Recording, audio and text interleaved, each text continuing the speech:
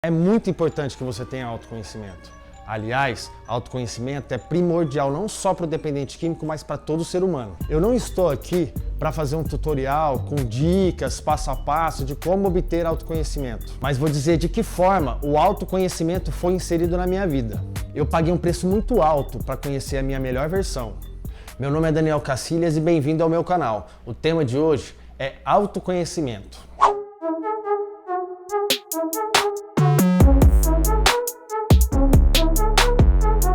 Eu sei muito bem quem é o Daniel Cacilhas e eu tenho várias versões. E essa versão, que é a que eu me apresento agora, é a mais agradável, a mais sensata, a mais humana, a mais coerente. Embora eu saiba que ela tem inúmeros defeitos, eu conheço muito bem as outras versões também. Algumas pessoas também conhecem, mas ninguém conhece mais do que eu. Eu espero que ninguém mais conheça essas outras versões no palco da minha vida. Autoconhecimento, como a própria palavra diz, é o conhecimento que uma pessoa tem sobre si mesma. É uma investigação individual para identificar as suas características. Ou seja, é preciso identificar os meus limites, as minhas fraquezas, os caminhos que eu vou trilhar antes de segui-lo.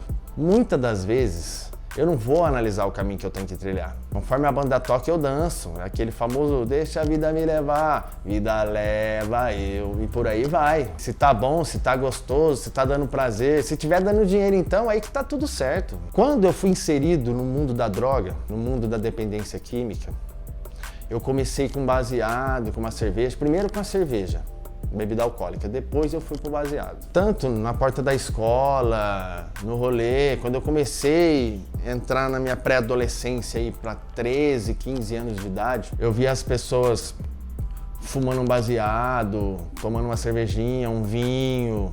Aquelas pessoas estavam se divertindo, estavam sorrindo. De certa forma, eram as pessoas descoladas, os pop. Eu observando isso, eu não via nada prejudicial naquela situação. E eu, que era instruído pela minha família, pela mídia, assistindo uma televisão, uma publicidade sobre droga, como que era? Não use drogas, drogas faz mal, drogas nem morto. O que aconteceu? Um dia eu experimentei um baseado, um dia eu comecei a beber. Eu e um amigo meu decidimos que a gente ia fumar um baseado, né? Vamos comprar lá um cigarro de maconha. E a gente comprou uma certa quantidade, veio um pedacinho, a gente se desfez lá, que é o famoso de chavamos, aquele pedacinho, enrolamos aquele baseado, que é o famoso pastel, o primeiro baseado, nem eu nem ele sabia o que você estava fazendo direito. E, amor à primeira vista.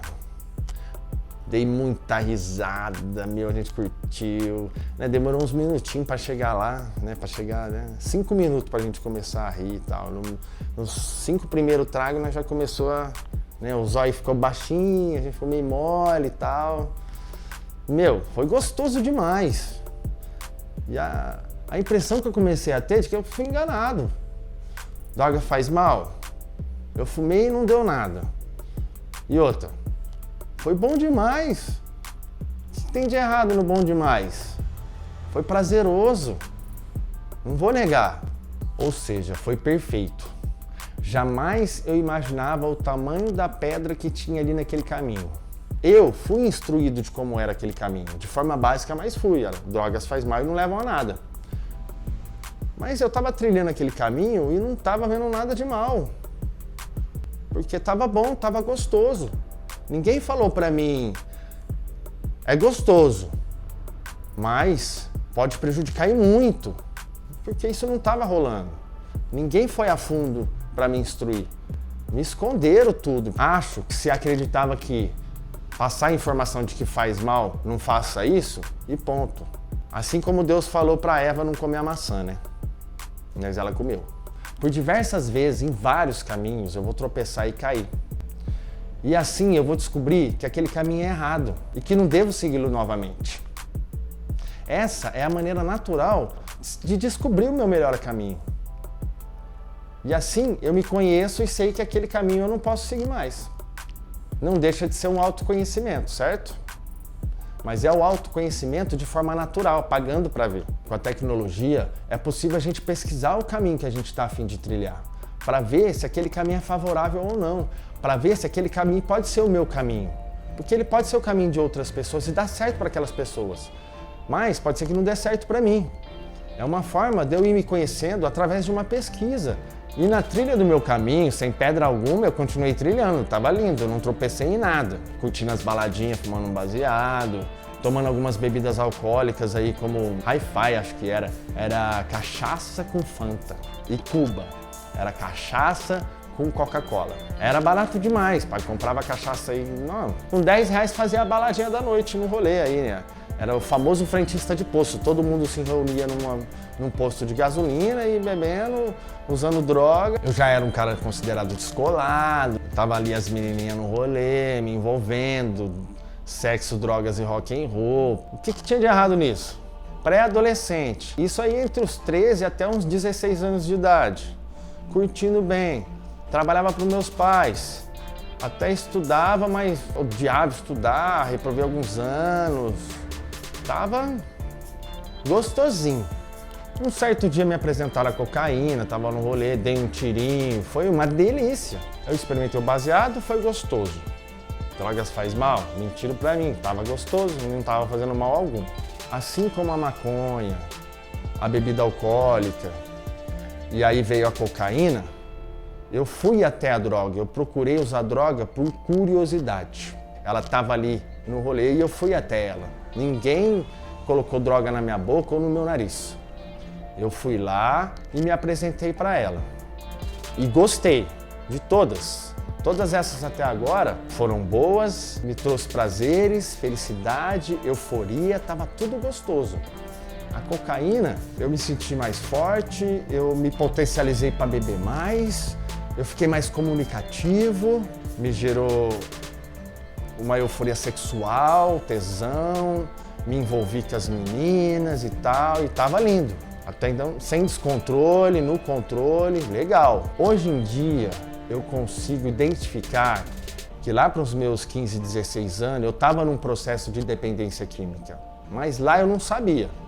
Eu comecei a identificar isso hoje em dia. Depois que eu me descontrolei com outras drogas, que eu entendi que eu dependia de ter droga para o rolê ficar mais agradável. Eu me organizava. Se eu ia sair à noite, na parte da tarde eu já combinava com um amigo, oh, vamos lá buscar já um baseado, né? Vamos comprar ali uma pequena quantidade de cocaína, que era o suficiente para minha noite toda. E se a maconha ou a cocaína acabasse, não dava falta. E se ela viesse faltar no mercado, embora nunca faltou, eu acredito que também tanto faz, meu. E assim, tava rolando de uma maneira super agradável, me divertindo demais, não via problema nisso. Até então a droga não fez mal. Não era nada compulsivo e exagerado, e nem em grande quantidade. Era tudo mínimo, de forma satisfatória. A cocaína não era com tanta frequência. Já a maconha passou a ser quase todos os finais de semana, ou todas as vezes que eu saísse, a maconha estava ali. Eu estava no verdadeiro controle da situação, o caminho estava legal e, pô, me conheço, eu paro na hora que eu quiser. Autoconhecimento? Será? Não. Auto-engano. Será tema de um próximo vídeo aí pra frente. Eu achava que eu me conhecia. Eu achava que eu conhecia o caminho que eu estava trilhando e mal sabia eu o tamanho da pedra que tinha naquele caminho. Tudo que me falaram daquele caminho, para mim, era mentira. Né? Porque estava favorável, estava gostosinho e eu não ia sair daquele caminho. Tava bom? Por que eu vou desviar o caminho? Tá certo aqui, eu vou pegar o caminho para quê? Tá bom do jeito que tá? Tá extremamente favorável? Só o que me parece? Até que veio a verdadeira pedra do meu caminho, o crack. E foi tão gostoso quanto as outras drogas. Foi a junção do prazer de todas as outras drogas 100 vezes mais ou até mais em uma só. Foi paixão à primeira vista. Pessoal, a pedra desse caminho era tão grande que eu não tropecei nela. Eu subi em cima dela e caminhei durante 10 anos com muito prazer, com muito tesão. De certa forma, eu controlei o uso, ou achei que estava controlando. Comecei usando só de vez em quando, numa certa quantidade. Às vezes exagerava, mas não ao ponto de trocar bens materiais, entre outras coisas assim. De deixar a família descobrir que estava fumando pedra. Estava numa fase aí de crescimento, conhecimento, descobrimento. Era uma pré-adolescência normal até então. Era o que parecia, né? Isso foi em torno dos 17 anos de idade. Foi quando eu experimentei o crack, eu tinha 17 anos de idade. Eu continuei trilhando aquele caminho. A maconha já estava com mais frequência, a cocaína continuava de vez em quando em pequenas quantidades. E o crack aparecia ali semanalmente, às vezes de 15 em 15 dias, em quantidades pequenas e grandes, como eu já disse, e por aí vai. Chegou um momento em que eu tive um princípio de descontrole. Eu trabalhava em um centro automotivo, comecei a faltar, estava gastando um pouco mais do que podia, não tinha conta nenhuma, era só para me divertir meu salário. Eu morava com os pais, tinha tudo dentro de casa, tinha o carro da minha mãe que eu usava para sair, ela usava para trabalhar e quando ela não estava trabalhando ela deixava comigo, ela até enchia o tanque, cara, deixava cheio, eu acabava com a gasolina no rolê. E nesse princípio de descontrole, eu senti a necessidade e a tentativa de fazer uma mudança geográfica. Eu nem sabia que isso existia, né? A mudança geográfica, mudar de cidade. Eu tinha um amigo que morava em São Paulo, tem esse amigo que morava em São Paulo, e entrei em contato com ele, e no momento certo eu fui para lá, fiz essa mudança geográfica. Mudança geográfica vai ser tema de um novo vídeo aí para falar da mudança geográfica no universo da dependência química, tá? Mas enfim, fiz essa mudança. Fui para São Paulo, fiquei mais ou menos um mês, por volta de 2 meses sem fumar crack. Eu não queria fumar, eu queria já parar mesmo de fumar, porque eu estava sentindo que eu estava num processo de descontrole. Por ficar 2 meses sem fumar, eu já acreditava que se eu fumasse eu ia controlar, né? Bom, eu vou fumar só 1 vez, 2 vezes por mês. É o pensamento do dependente químico, acho que de todos, né? Se ficar um certo momento, um certo tempo sem uso, consegue voltar a controlar. Em São Paulo eu adquiri profissão, eu estudei um pouco, fiz alguns cursos, eu me tornei um editor de vídeo profissional. Passei a prestar serviço em grandes produtoras, estava inserida ali no mundo do cinema, da publicidade. O dependente químico ele tem esse potencial de desenvolver atividades que pessoas têm que estudar muito para isso. Quantas pessoas não queriam estar inseridas ali naquele mundo do cinema e da publicidade, tendo graduação e eu sem uma graduação tão profissional, consegui estar ali no mercado e de forma prática eu me tornei um bom editor de vídeo, passei a ser um montador de vídeos excelente. Então, as pessoas me elogiavam, mesmo eu no uso de droga. A maconha já era diária aí, a cocaína já era um pouco mais frequente, porque é uma área onde se tem muita droga, é envolvido muita droga, muito dinheiro. Até que eu descobri uma comunidade próximo de onde eu morava, onde tem comunidade, né, a famosa favela, tem droga. Geralmente tem todas. E num dia de folga, eu resolvi fumar crack. Me descontrolei naquele mesmo dia, né? Eu vou fumar uma só. Acho que eu fui umas 12 vezes na biqueira buscar, até que o próprio traficante me expulsou de lá, falou que ia me dar umas pauladas, foi grosso comigo, tá louco, vai arrastar a biqueira, vindo aqui toda hora, pá. Beleza, fiquei com medo, fiquei assustado, fumei a última pedra em choque. E aí passou uns dias sem fumar, fumei outras vezes de novo. Entre um trago de crack e outro, fui prestando serviço nas produtoras, sendo reconhecido, ganhando bem, mas muito bem mesmo. Aí fui contratado por uma produtora, fui registrado, um salário ótimo, uma produtora conhecida também. Às vezes ficava na produtora de dia, às vezes tinha que passar a noite na produtora. Às vezes eu conseguia 3 dias de folga aí por conta da carga horária, de ter ficado 3 dias dentro da produtora. No mundo do cinema e da publicidade, tudo é para ontem, existem várias falhas técnicas, acontece. E é tudo assim. E nessas folgas minhas, como eu ganhava bem, eu comprava uma quantidade grande, ao ponto de ficar 2, 3 dias fumando sem parar. Mesmo assim, achava que estava no controle. Porque chegava na hora de trabalhar, eu ia. Às vezes eu ficava a noite toda usando. Quando não estava de folga, saía da produtora, comprava a droga, usava a noite toda, ia trabalhar na hora certa, chegava no trampo, fazia o trampo, era elogiado e ia embora para casa. Às vezes eu descansava, às vezes eu usava mais. Enquanto eu caminhava em cima da pedra, estava bom. Até que passou do meio da pedra e eu comecei a descer ela. E ao começar a descer dela, eu nem imaginava que ela fosse rolar por cima de mim. Até que veio o descontrole a ponto de gastar até o dinheiro para comer. Aí ligava para minha mãe, né, para os meus familiares, pedia uma grana, inventava alguma conta, alguma coisa que tinha que comprar. Eu não lembro como que eu fazia, mas minha mãe mandava essa grana. E isso não era sempre. Às vezes 2 vezes no mês, às vezes 1, às vezes 3.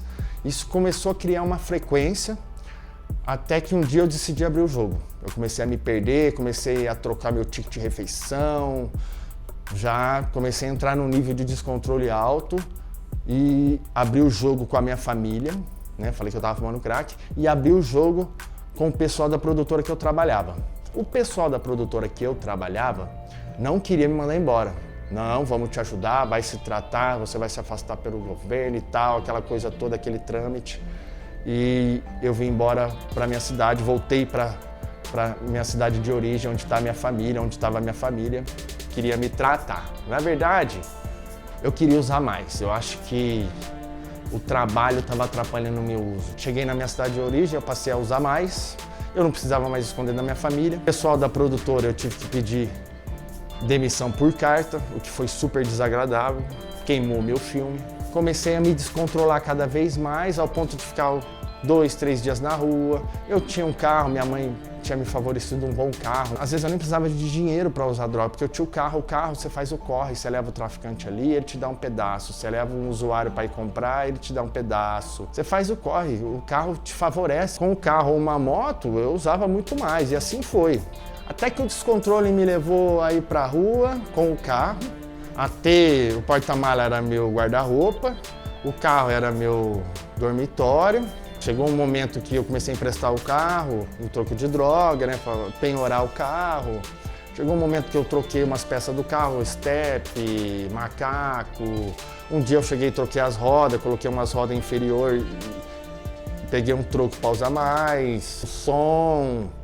Um certo dia minha mãe, eu estacionei esse carro em algum lugar, minha mãe identificou esse carro, não sei de que maneira, e não sei se ela guinchou, se ela arrumou uma chave, fiquei a pé.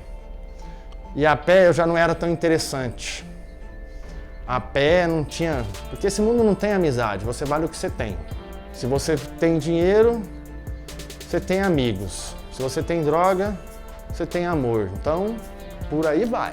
Até que um certo dia, eu já em situação de rua, sem carro, a pé, sem condição de usar droga, sem dinheiro. Eu resolvi ir na casa da minha avó, cheguei na casa da minha avó, dormi, descansei. Acordei no outro dia, tava pai, mãe, vó, o pessoal meio reunido na mesa de café da manhã. Eu não achei isso estranho, porém era estranho. Eu estava no fundo da casa da minha avó fumando um cigarro, inclusive que é essa casa aqui. Chegou uma equipe de remoção, o famoso resgate de clínica, me pegou à força e me levou para uma clínica. E eu entrei nesse ciclo, usa, interna, trabalha na clínica, usa, interna, trabalha na clínica, usa, interna, trabalha e mora na clínica. Durante 10 anos da minha vida, eu fiquei nesse ciclo, acatando sugestões, faz isso que você vai parar, faz aquilo. A minha intenção, até então, durante o começo desse ciclo, era controlar o uso. Meu primeiro tratamento, eu fiquei 6 meses internado. E eu terminei meu primeiro tratamento, no dia que eu terminei, no último dia do 6º mês, eu fui direto para o uso, eu nem em casa fui, eu saí da clínica e fui usar. Porque eu acreditava que 6 meses sem usar eu poderia voltar a controlar como eu controlei durante 10 anos. Só que no mesmo dia eu me descontrolei ao ponto de ficar deprimido, ter paranoia, achar que o resgate da clínica vai chegar, que minha mãe vai me ver. Eu conheci um mundo que eu não conhecia até então.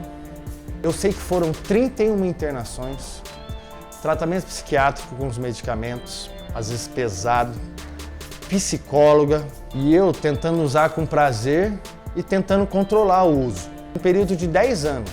E durante esse ciclo aí de 10 anos, foi sugerido vários tipos de pós-tratamento para morar dentro da clínica, para ficar envolvido, para prestar serviço dentro da clínica, para ser voluntário dentro da clínica, para ficar ligado no mundo da dependência química. Alguns caminhos e algumas sugestões servem para umas pessoas, para outras não. Eu, infelizmente, tive que obter conhecimento da forma natural, pagando para ver. Assim como eu tive que pagar e passar por essa trilha para chegar ao nível do crack e ver que eu não controlo as drogas, eu tive que aceitar sugestões e tentar para saber que aquele caminho não ia dar certo. Que não é morando dentro da clínica que serviu para mim, que não é prestando serviço dentro de clínicas que serviu para mim. Não que isso seja errado. No meu caso, não deu certo. E assim eu fui me conhecendo mais. E por que eu contei toda essa história? Através do caminho que eu trilhei, eu passei a me conhecer e descobri que aquele caminho não serve para mim. Eu sei que eu não tenho limite para várias ocasiões prazerosas, como as drogas, por exemplo. Hoje, eu sei que tem vários lugares que eu não posso nem passar perto, que me gera alguns sentimentos que pode me levar a voltar a usar droga. Eu sei que se eu der um trago, já era todos os meus planos e objetivos. Eu sei o potencial que eu tinha para usar droga. E hoje eu venho invertendo esse potencial para fazer algo mais produtivo para mim, para os meus familiares, para as pessoas que estão ao meu redor. Hoje, conhecendo muito bem o Daniel Cacilhas e sabendo qual a minha melhor versão, eu sei e identifico que não são as frustrações que me levam a usar droga. E muitas das vezes o sucesso. Quando eu estou muito bem, em um período de felicidade, euforia, pode me levar ao uso. Então, quando eu estou bem, eu fico mais esperto. Meu sinal de alerta está sempre ligado, porque eu procuro sempre estar bem e geralmente eu estou bem. Eu me encontro ótimo agora, saudável, muito bem envolvido com a minha espiritualidade. Eu não frequento igreja e que fique bem claro, hein? É um tema também muito interessante, a espiritualidade no mundo da dependência química. Como eu me identifico com a espiritualidade? Eu tenho a minha intimidade com Deus, eu não frequento igreja, eu não tenho uma certa religião, eu uso a plataforma que eu adoro, que é o YouTube. Eu assisto vídeos relacionados a Jesus Cristo, com a história dele, com os livros bíblicos, tem cinema e tem filmes de cada livro. Eu assisto pregações de pessoas que eu identifico, eu assisto palestras de pessoas que eu identifico, de um psiquiatra muito bom. Espiritualidade vai ser um tema muito bom. A minha maior frustração, ela vem após o uso. É ficar frustrado por ter usado. E a única coisa que me gera prazer após a frustração do uso é usar mais. Então eu fico nesse processo de usa, frustra, usa, frustra. Naquele momento eu crio esse ciclo de usar, frustrar simultaneamente. É a única coisa que me dá prazer após a frustração de ter usado. É usar mais. E aí, são 5, 6, 7 dias em situação de rua usando e criando meios para usar e fazendo um monte de coisa errada, trocando tudo que eu tenho. Se eu tiver R$1.000, vai os 1.000. E eu vou pedir dinheiro por aí, eu vou pedir dinheiro para meus familiares. Se eu tiver 10.000, vai os 10.000. Eu não consigo controlar. Eu prefiro não fazer a redução de danos, que será tema de um próximo vídeo aí, de fumar só maconha ou só ficar bebendo cerveja com álcool. Eu prefiro não tentar. Embora eu acredite que eu consiga fumar só maconha, embora eu acredite que eu consiga só tomar cerveja com álcool. E hoje em dia eu bebo cerveja sem álcool. Não me sinto recaído, não me leva ao uso. Não é isso que me leva ao uso. Eu identifico, eu me conheço, eu sei disso. Eu acredito que eu consiga controlar até o uso da maconha. Porém, eu prefiro não tentar, porque envolve o meu lado espiritual. Se eu sujar o meu lado espiritual com maconha, pode ser que enfraquecendo o meu lado espiritual, eu vá usar droga, de preferência que é o crack. E se eu usar o crack, já era. Então eu prefiro não arriscar, minha vida está muito boa como está.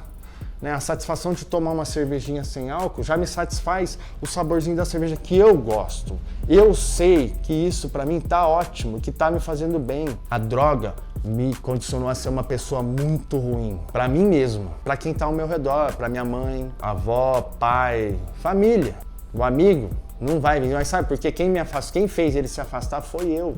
Ficava pedindo dinheiro pros amigos quando cruzava na rua, inventava história triste para conseguir dinheiro. Vai ficar colado comigo até quando? Vai que amigo? Não vai, mano. Os amigos já perderam as esperanças. E eu não tiro a razão deles, eu não vou julgar eles. Eu errei. E no mundo do uso, no mundo da dependência química, não tem amigos, são companheiros de uso que estão ali colados em você quando você tem droga. Quando você não tem, eu descobri como direcionar melhor na minha vida. Hoje eu sei conhecer um caminho que eu posso trilhar antes de começar a seguir. Eu sei que eu estou ligado ao mundo da dependência química. Porém, eu não estou usando mais droga. Mas eu encontrei essa maneira de passar a minha visão sobre a dependência química, que foi através dessa plataforma YouTube, montando esse canal, podendo passar as informações e a minha visão. Quando eu trabalhei em clínicas de recuperação, muitas das vezes eu não podia passar a minha visão, porque era direcionado a fazer o que tem que fazer ali e eu não tinha espaço para me expor da maneira que eu gostaria. E aqui eu encontrei esse espaço da maneira que eu vivi. Pode ser que o caminho que você trilhou para parar de usar droga não sirva para mim, mas serviu para você. Você reconhece isso e eu reconheço que não serve para mim. Eu sei o caminho que eu tenho que trilhar para ter qualidade de vida. Alguns sabem o caminho que tem que trilhar para entrar em recuperação. O autoconhecimento teve um preço muito alto na minha vida. Foram inúmeros os livramentos. Eu só descobri os meus verdadeiros valores quando eu passei a me valorizar. Embora eu tenha feito esse breve resumo para contar de que forma eu adquiri o autoconhecimento, não é nem um terço de tudo que eu vivi. Eu deixei de falar do lado criminal, onde eu cometi pequenos delitos ao ponto de ser preso, o meu convívio e o cronograma vivido dentro das clínicas, a minha vida em situação de rua, a codependência da minha família. Esses, como outros temas, serão abordados em outros vídeos, onde eu vou passar um pouco da minha experiência. É muito favorável para mim e para as pessoas ter mais informações para obter qualidade de vida após o uso abusivo de droga. E esse vídeo pode ajudar muito. Esse material é para levar informação para mais pessoas, para instruir a pessoa a ter um caminho favorável, fazer aquela pesquisa para saber como é o mundo das drogas, e assim eu vou passando as minhas experiências para tornar mais favorável a vida de todo mundo de alguma forma, para que conheça esse caminho antes de trilhá-lo, beleza? Pessoal, eu espero que vocês tenham gostado do vídeo. Não esqueça de se inscrever no canal, de deixar seu like, de ativar o sininho para receber a notificação quando tiver um conteúdo novo. Deixe seus comentários, faça sugestões de novos temas no comentário, alguma dúvida que tiver. E é isso. Até o próximo vídeo.